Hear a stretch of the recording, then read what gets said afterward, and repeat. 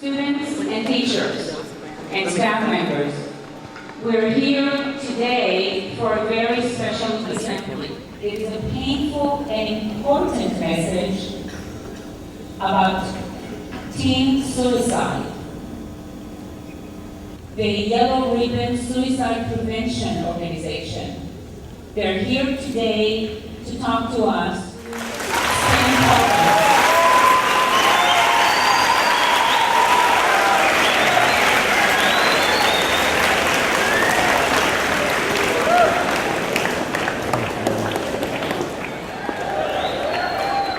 All right, it's good to see you guys. Thanks for having me here.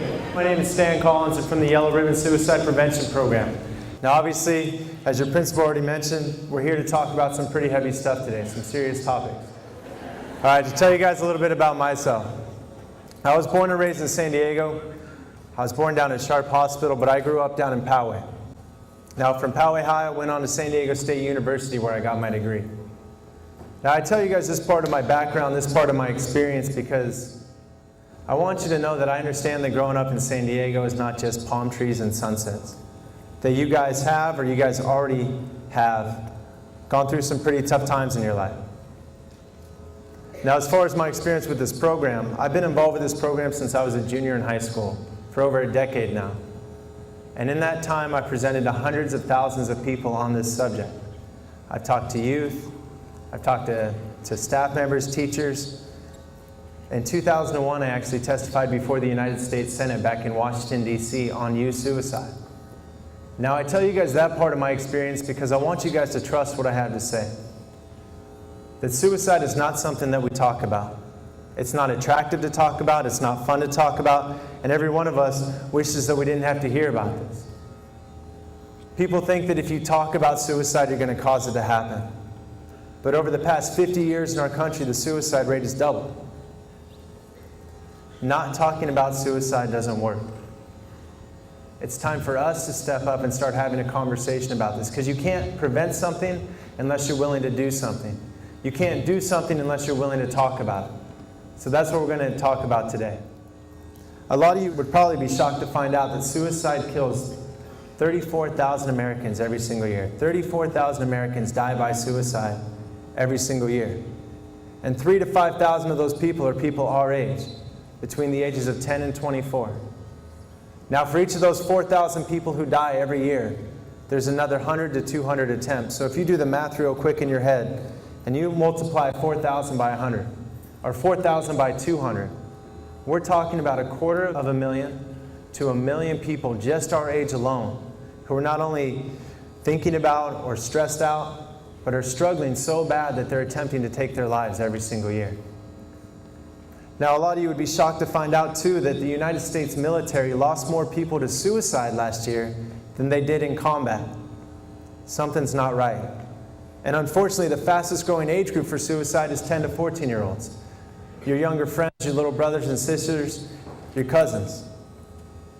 This is something that we need to start talking about. You guys could probably all name 10 songs or movies or books that deal with suicide, and yet we would have the hardest time talking to our best friends about this subject. Now, the good news is that 80 to 90% of people who die by suicide have a diagnosable mental illness like depression or bipolar. Now, the reason why that's good news is because it's treatable. There's things that we can do to get rid of that pain that those people are going through. Now, regardless, these are just numbers. These are facts off a sheet, so why should you care right now? What is this kid from Poway going to come here and tell you that you don't already know? You know, if I were sitting in your shoes and some guy came to talk to me when I was in school, I would say this guy doesn't look like me, this guy doesn't talk like me, this guy's never spent a day in my shoes. What is this guy going to come teach me? And I probably would have ignored him. Growing up, I had a good friend of mine, Jesse. Now, my older brother and Jesse's older brother were best friends. And so growing up, me and Jesse got to be really close. Whether it was going to the beach or going to the movies, going to a party, if our brothers were going somewhere, me and Jesse were tagging along. And Jesse was a year older than me. So going into my freshman year at Poway High School, it was nice to have that friend look out for me. It was nice for me to have that friend who could show me the ropes, who could take me under his wing. You know, so Jesse would tell me which teachers to take. He'd tell me which teachers not to take. He'd tell me where to get my locker so I could check out the senior girls as they walked by. And me and Jesse were two totally different people. I was the bookworm, straight-A student who was in advanced classes with juniors and seniors as a freshman, and he was kind of the tough guy that ran with the rough crowd. But nonetheless, we were good friends. And I was really fortunate my freshman year because me and Jesse ended up in the same fourth period geometry class. So every day during fourth period, I knew that I could look forward to going and hanging out with Jesse. From there, we'd go and hang out at lunch, and we'd probably hang out after school then. But I always looked forward to that. But we'd known each other for so long, we were just so close. I remember coming home one night from practice, and I'm walking down the hallway of my house, and my older brother's coming towards me, and he's got tears in his eyes. And honestly, in my entire life, other than this day, I'd never seen him cry. And so I went up to him and I asked him what was going on. And I'll never forget what he said and how he said it when he told me that Jesse had taken his life that afternoon. Now, I was only 14 years old, guys. I'd never dealt with death before, let alone the death of one of my best friends, and especially to something like suicide. And so when I got that news, I did the only thing that my body would allow me to do, and I collapsed in that hallway. I put my head between my knees and I began to cry because I had so many emotions rushing out of me. Obviously, I was sad. I just lost one of my best friends. But I was also confused. You know, I knew what you guys did. I knew that suicide is the act of taking your own life, but I didn't understand, how does someone get that lonely? But the emotion that I felt the most was anger. I was actually mad at Jesse, as crazy as that sounds. I was mad at Jesse thinking, how could he do this to me? How could he take his friendship away from me? Who's going to look out for me now? And when I went to school, my anger got worse. Because people not only wanted to pretend like he had disappeared or something, they wanted to pretend like he had never even existed. Nobody would say his name. Nobody would talk about it. We didn't have counselors come to our school and ask us if we were all right. You know, it took 2 weeks for our principal to get on the intercom and say that we had lost a student. And when I heard that, I was furious. Because if we lost Jesse, if you lose something, that means that you don't know where it is. And you don't know what happened to it. We knew where Jesse was. We knew what happened to him. But the school didn't have the respect for us or the respect for him to just talk about it. But honestly, the hardest part of this entire thing was me and Jesse had a fourth period geometry class together. And before I lost him, every day I used to look forward to going to fourth period. Every day for an hour, I would sit there next to my best friend's desk and wonder what I could have done or what I could have said. You know, what if I would have stopped by that afternoon? What if I would have called him that day and said, hey, just checking in on you? What if I would have been brave enough to call him out on why he was getting into drugs and alcohol? What if I would have just once been a brave enough man to say, hey, I know things are tough at home. If you need to talk, I'm here for you. But I didn't. And nothing that I can ever do will bring Jesse back. And so the only thing that I've resolved that I can do is to be here to share my story with you guys. To let you know that this is real, that this does happen. But more importantly, what I learned through that whole process is that if someone would have taken a half an hour out of their day to educate me about suicide prevention, I would have realized that I could have saved his life. But what I can do is to be here for you all. To let you know that in our world, we try to always pretend like things are fine. But you guys know that there's days when you wake up and you don't want to get out of bed. That you have friends who are struggling with a parent's divorce or getting dumped by their boyfriend or their girlfriend, or who are getting consumed by drugs and alcohol, whatever the case may be. And what I realized after I lost Jesse is that had someone taken a half an hour out of their day to talk to me and educate me about suicide, that I could have saved his life. Now, I'm not expecting that I'm going to make you guys into psychologists or counselors by the time that I leave here today, but what I do expect of you guys is this. Now, I didn't mention this earlier, but I'm a lifeguard with the city of San Diego. I'm also an EMT. Now, the same way that I'm expected to know how to perform CPR doesn't mean that I'm expected to know how to do CPR, put the guy in an ambulance, drive him to the hospital. When I get to the hospital, take him into the operating room and perform surgery. What I'm supposed to do is keep that person alive long enough to get them to someone who knows more than I do. And that's what we're talking about today. So what the rest of the hour is going to look like is we're going to start off by watching a short 10-minute video that's going to introduce you all to the Yellow Ribbon program. Afterwards, we're going to pass out the yellow ribbon cards that you'll see in the video. And then we'll talk about some of the warning signs and the risk factors for suicide. These are two things I want you guys to be paying attention to during the video. Number one is warning signs. Now these are things that you would see in a friend. These are observable clues. This is an example would be your friend who's withdrawing, not hanging out as much. I want you to be paying attention for those things. But I also want you to pay attention for risk factors. Now risk factor is a situation or a circumstance. You know, whether it's a breakup with their boyfriend or their girlfriend or parents going through divorce, I want you guys to pay attention for those two things as you're watching the video. So again, sit tight for the next few minutes, enjoy the video. It's a pleasure to meet you all. Thanks for having me here. Thank you.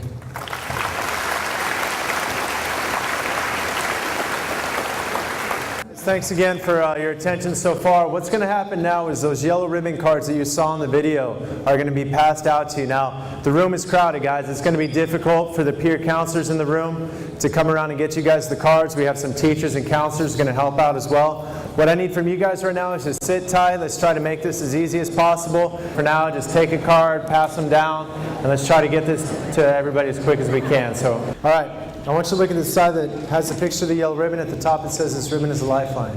And if you look down with me, it says it carries the message that there are those who care and will help. Take this card to a counselor, teacher, clergy, doctor, parent, or friend, and say, I need to use my yellow ribbon. Now the front of this card is important for two reasons. Number one is that it gives you permission to ask for help. If you need to talk to somebody, if you're feeling overwhelmed, if you're feeling stressed out, if you just need to sit in a room and be quiet for an hour with somebody, that's what this card is all about. It gives you permission to ask for help. Now this is important because you guys have so much pressure on you right now. From your parents, from your teachers, from your coaches, all the adults in your lives, and you guys honestly put a lot of pressure on yourselves.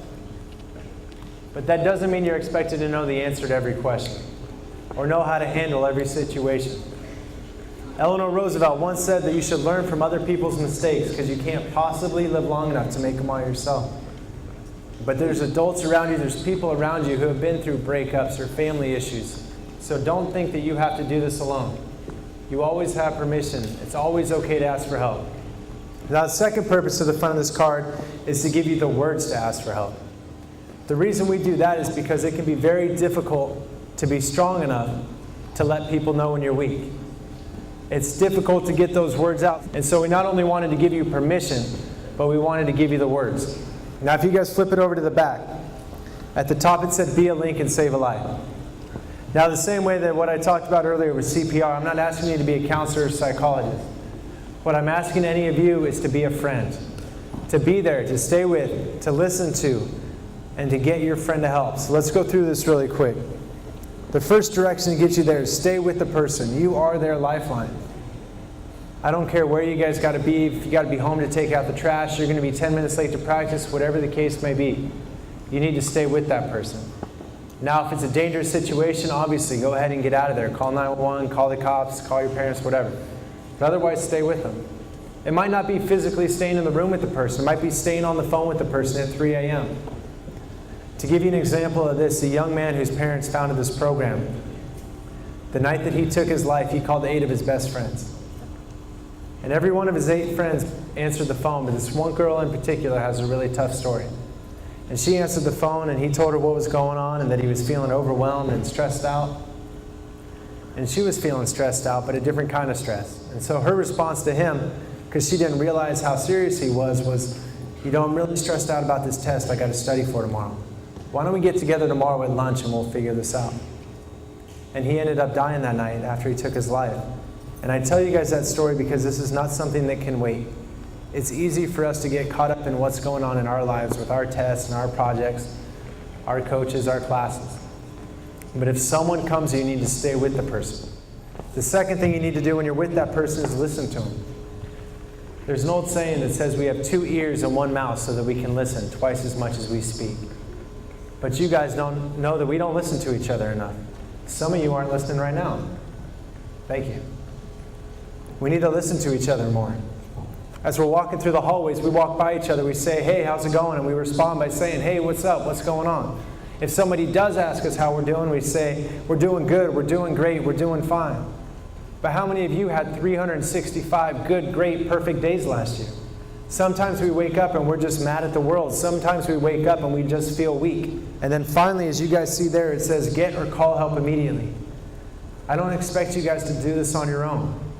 So whether it's a coach, a teacher, a parent, an aunt, an uncle, a neighbor, whoever it is, get this person to a trusted adult. Again, you guys have a resource, a ton of resources standing against that wall right now, people that you can go to anytime. There's a yellow stripe on the bottom of the back of that card. 1-800-479-3339 is a local 24-hour crisis line.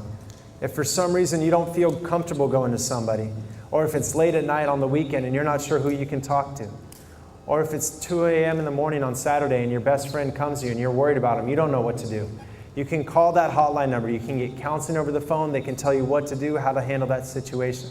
So 1-800-479-3339 or 1-800-273-TALK are both numbers you can call toll-free anytime, day or night. But the most important thing about this is that you cannot keep this a secret. A lot of times people will go up to their friends, they'll say, hey, I gotta tell you something, but you gotta promise you'll keep it a secret. And then that friend goes on to tell them that they're thinking about harming themselves. And what I tell people is I'd rather lose the friendship than lose the friend.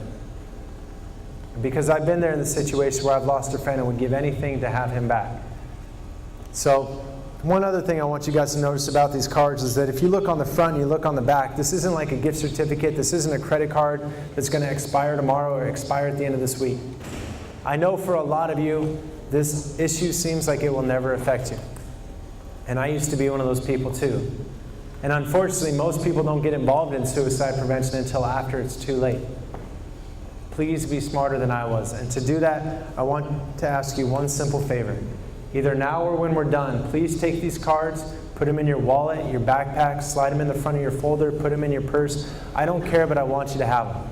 And it's not because I'm naive or stupid enough to think that this piece of paper is going to fix your life. What this card does is it starts the conversation that can save a life, so please hold on to it. What are some of the warning signs of suicide?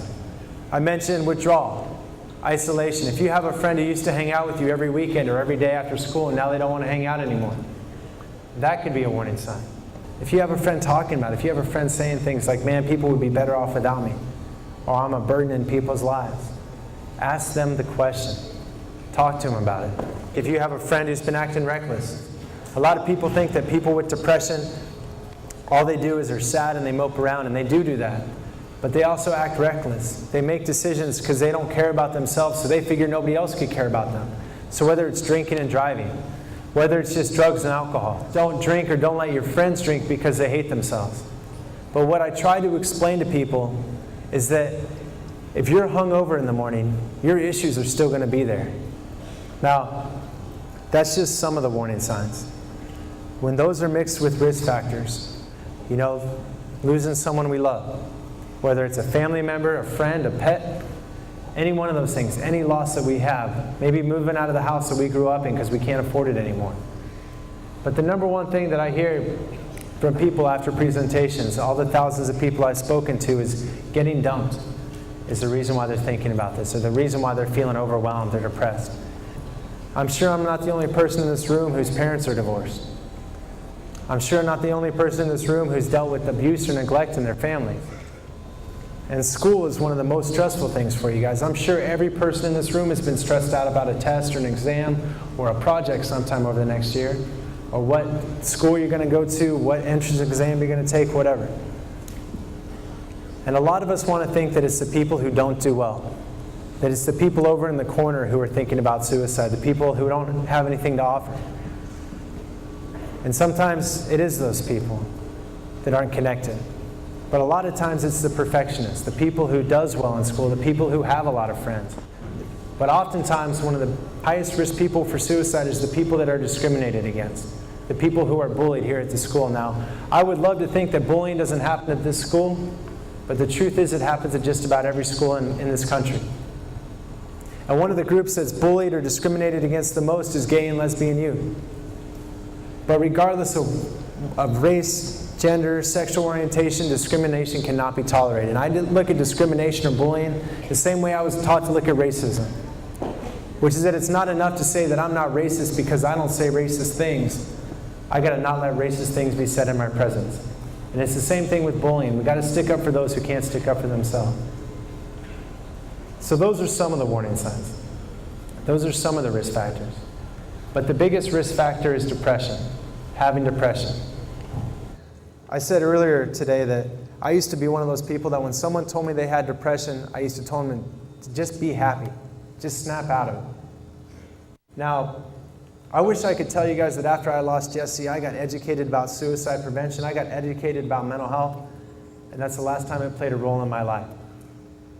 Now, if you guys fast forward a couple years to my senior year of high school, if you guys would have known me from the outside looking in, you would have seen a guy who had some things going for him. I was dating a gorgeous cheerleader. My team had just won CIF. I had a nice truck. I was going to college. I won biggest flirt in the yearbook my senior year. Thank you. That's still my greatest achievement. Thank you. Thank you. But nonetheless, I tell you guys that because I had the MTV list of everything you need to be accepted or to accept yourself in life. And what my best friends didn't even know is that my parents were going through a divorce. And so the reason why I tell you guys about all that stuff at school is because I went to school and I played the game. I went to school and I put on the mask and tried to hide what was really going on inside. You know, but when I went home at night, instead of doing my homework or hanging out with my friends, I would go home for 2 or 3 hours and hold my mom while she cried. Or I would stay home on the weekends to fix the fence and do the chores that my dad wasn't around to do anymore. And so my grades started to slip. And then my grades start slipping, my parents start getting on my back, my teachers start wondering, what's going on with you? What's wrong with you? See, what people don't understand is that when you're going through depression, you feel like you're in a room and the lights are off and you don't know how to find the door to get out. You feel like there's 3 feet of glass between you and the person next to you. Even when you're hugging somebody, even when you're shaking somebody's hand, I felt like I would go to school and I was watching a movie of someone else live my life. And that's the crazy part about it, is you can go up to somebody with depression and you can say, hey, is everything all right? Is anything wrong? And they can look you in the eye and say, no, nothing's wrong. Because nothing is wrong. Everything is wrong. And if you have friends who feel like that, if you yourself feel like that, it's not a place that you want to be. Because every once in a while, I used to think, you know what, I just can't do this anymore. I can't go on. And it literally got to the point where every day I woke up and I had to find a reason not to take my life. What is it going to be today? I can't do it because of my mom. I can't do it because of my friends. And I don't want you guys to be in that place. I want you guys to know that it's okay to ask for help. See, a lot of people think that suicide is about wanting to die. It's not. As crazy as that sounds, it's not about wanting to die. It's about wanting to end the pain. But what people don't realize a lot of the time is that pain is like energy. It doesn't just disappear. It doesn't go away. Jesse took his pain and he split it up between me and his family members and his other friends. It's not something that just disappears. Suicide is a permanent solution to a temporary problem. Now, I could stand up here all day today and talk to you guys about warning signs and risk factors, but the truth is that every one of us is different. What stresses you out may not affect me. What breaks me may not affect you at all. And every one of us is cut different. Every one of us has a different makeup, and every one of us is going to react different to stress. Every one of us has a different poker face. And so I want you guys to remember these warning signs. I want you to remember these risk factors. But more importantly, I want you guys to realize that you are the best resource and the best line of defense against this. And that this program is not just about preventing suicide. It's about catching people way before they ever get to that. This program is an ask for help program that at the end is trying to prevent suicide. And I want you guys to be braver than I was, to be able to ask for help. Now, I'm going to be available after the presentation if any of you would like to come down and talk to me. If there's any type of a question that I can answer for you guys, I'd be more than happy to. But before I let you guys go, please hold on to these cards. Please look out for your friends. I want you guys to do me one more favor. When you are home tonight, I want you to take 5 minutes and think about your friend whose parents are going through a divorce. Take 5 minutes and think about your friend who just got dumped by their boyfriend or their girlfriend. Or maybe a friend who's been bullied at school or just having a hard time. I want you to take 5 minutes out of your life and think about how you can look out for somebody else. How you can let your friend know by the end of this week that you're there for them, regardless of what's going on in their lives. And every time I think about Jesse, every time I think about the friends that I still have here on this earth, This is what I think to myself, and this is what I wish I could say to them. That if I were on the highest cliff, on the highest rift, and you slipped off the side and clinched onto your life in my grip, I would never, ever let you down. I'm going to turn it back over to your school now. Thank you very much. It's nice to meet you all.